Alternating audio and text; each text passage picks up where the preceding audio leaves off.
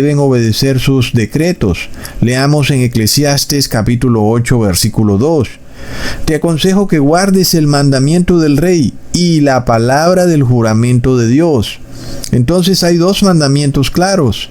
El primero es obedecer al rey y el segundo es guardar el pacto de Dios.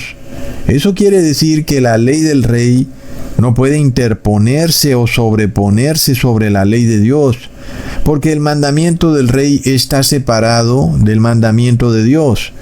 Porque de otra manera, si no fuera así, Dios sería injusto y la palabra de Dios nunca podría ser obedecida, porque el rey estaría exigiendo adoración al mismo tiempo que Dios también exige adoración. Entonces, ¿a quién se podría adorar? ¿A Dios y al rey? Como sabemos, Dios no comparte su gloria con nadie. Y no podemos adorar al rey y adorar a Dios al mismo tiempo. Es decir, que las leyes que están encaminadas a adorar a Dios no pueden ser decretadas por el gobierno. Básicamente, lo que estamos diciendo es que un gobierno no puede establecer una religión de Estado y sistemáticamente perseguir a otras religiones que no están de acuerdo con esa religión de Estado. Es lo que ocurre hoy en día con estos noticieros masónicos que sabemos que hacen parte de la máquina gubernamental porque tienen contratos con el Estado y operan a través de una licencia gubernamental.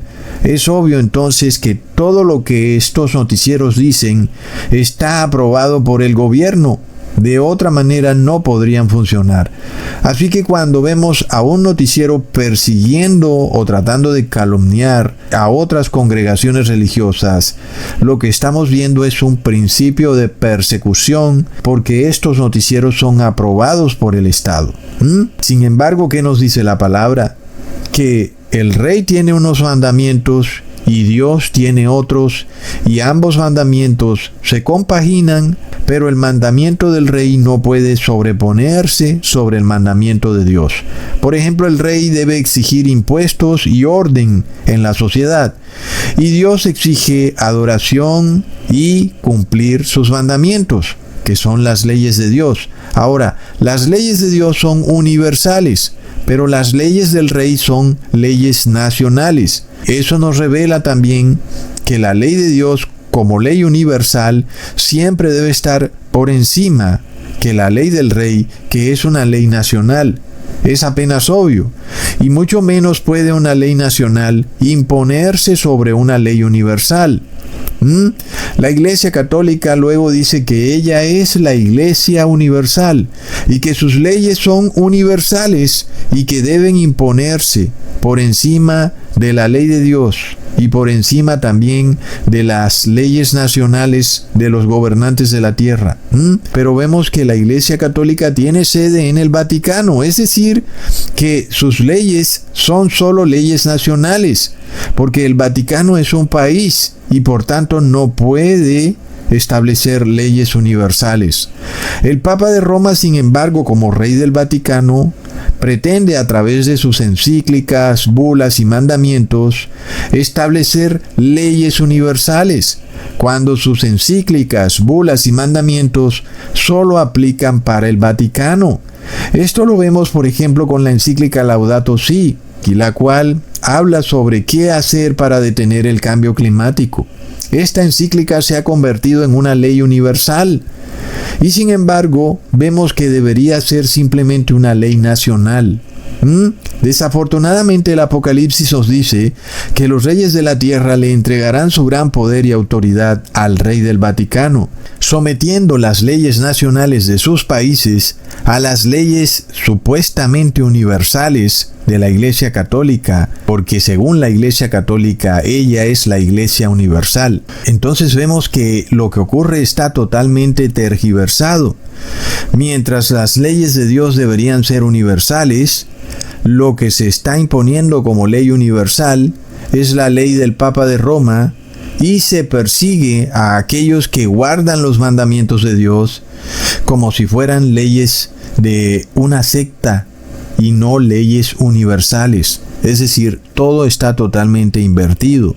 Luego se declara que aquel que no obedezca los mandamientos del Papa de Roma es un hereje sectario. Es lo mismo que hacían en la Edad Media. Y es porque el cristianismo plutocrático piensa que su poder viene de imponer un falso cristianismo en la sociedad. Y eso es totalmente errado.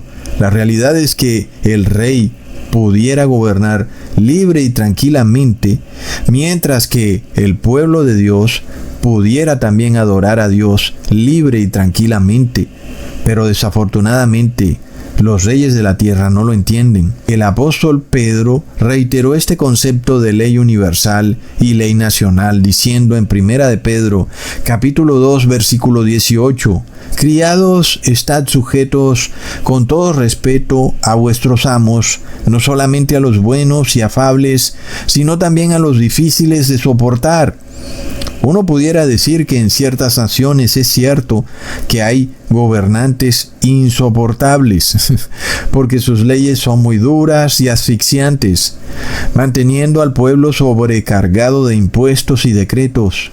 Pero la ley de Dios, que es una ley universal, nos declara que tenemos que tolerar al rey y tenemos que obedecer la ley nacional del rey. Pero si la ley nacional fuera la misma ley universal y el rey tuviera que ser obedecido como si fuera Dios, siendo malo, porque solo Dios es bueno, entonces estaríamos sujetos a adorar a un gobernante difícil de soportar, y entonces nada tendría sentido.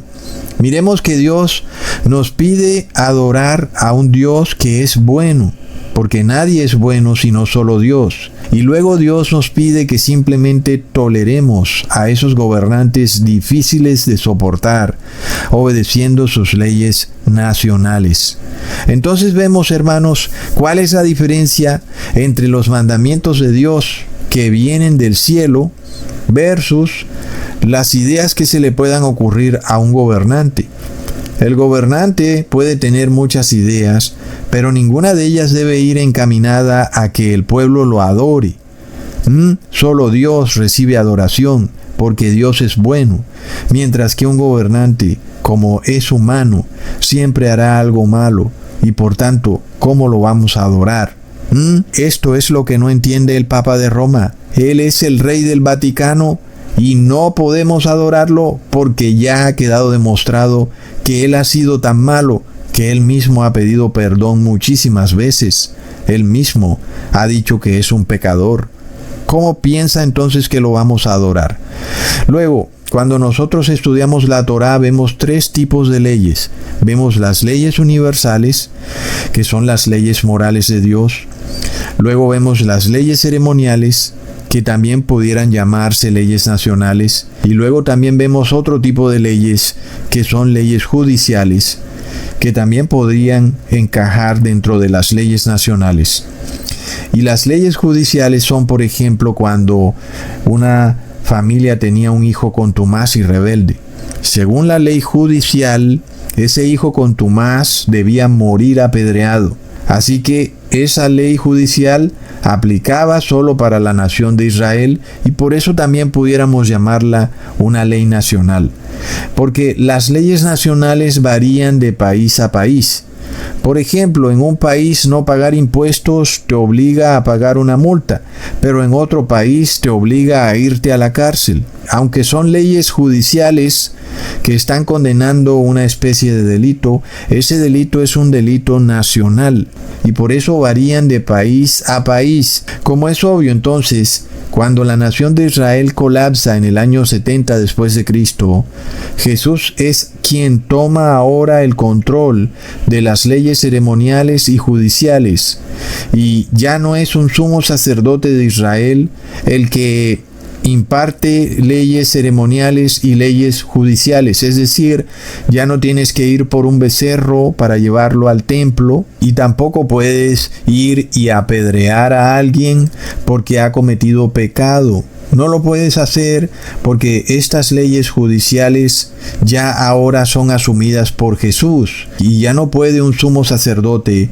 decretar una condena religiosa sobre una persona. Y esto lo aclaró el apóstol Pablo en Colosenses capítulo 2, versículo 16 al 17.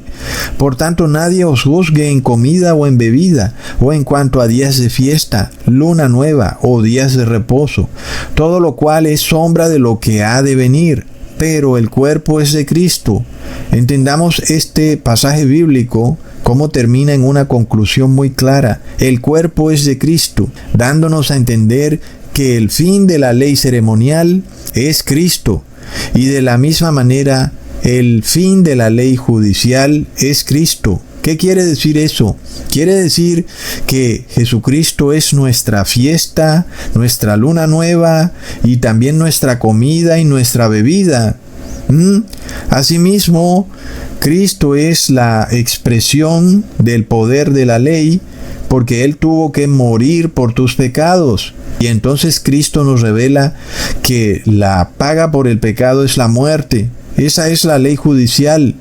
Y Cristo nos muestra que la ley judicial sigue en pie, solo que ya no es el ser humano el que la decreta, sino que ahora es Dios mismo el que decreta la pena de muerte para el pecador. Por esto está escrito que ni una jota ni una tilde pasará de la ley, porque toda la ley es encarnada por Jesús. Ahora la ley ya no son becerros, ni panes, ni libaciones, ni palmeras, ni fiestas, ni cabañas. Toda la ley está encarnada en Jesucristo. De ninguna manera eso significa que la ley ha sido abolida. Significa que cuando guardamos la ley, todo eso nos lleva a construir en nosotros una imagen de Cristo. Por ejemplo, como ya vimos, la ley judicial nos recuerda en la vida de Cristo y en las heridas de los clavos en sus manos que la paga por el pecado es la muerte, y que si no nos arrepentimos de pecar, pues seremos enviados a la segunda muerte. Y por tanto vemos que toda la ley de Dios ahora es universal. La ley moral, la ley ceremonial y la ley judicial se han convertido en leyes universales. Todos los seres humanos deben entender que Cristo es ahora nuestro becerro, nuestro cordero pascual que quita el pecado del mundo, que no es necesario entonces hacer nada para que nuestros pecados sean expiados, porque Jesús, como ese cordero pascual, pues expía nuestros pecados. De la misma manera, todos los seres humanos en todo el mundo deben entender que la ley judicial de Dios sigue viva y que aquel que comete pecado deberá pagar su pecado si no se arrepiente. Y aún todas las obras buenas que esa persona ha hecho y todas las veces que no ha pecado son borradas cuando esa persona peca. Y todo lo que no hizo en el pasado no le sirvió de nada, porque ahora está bajo la ley judicial, que es la pena de muerte. Y esa ley judicial no puede ser abolida, porque Jesús la lleva en sus manos y en su costado. Recordemos que Él subió al cielo con las marcas de los clavos y de la lanza en su costado. Es decir, que estas marcas de Jesús estarán con Él por toda la eternidad, recordándole a todo aquel que se le quiera dar por pecar nuevamente que la paga por el pecado es la muerte. Es decir, que la ley judicial de Dios estará viva por toda la eternidad, lo cual nos revela la importancia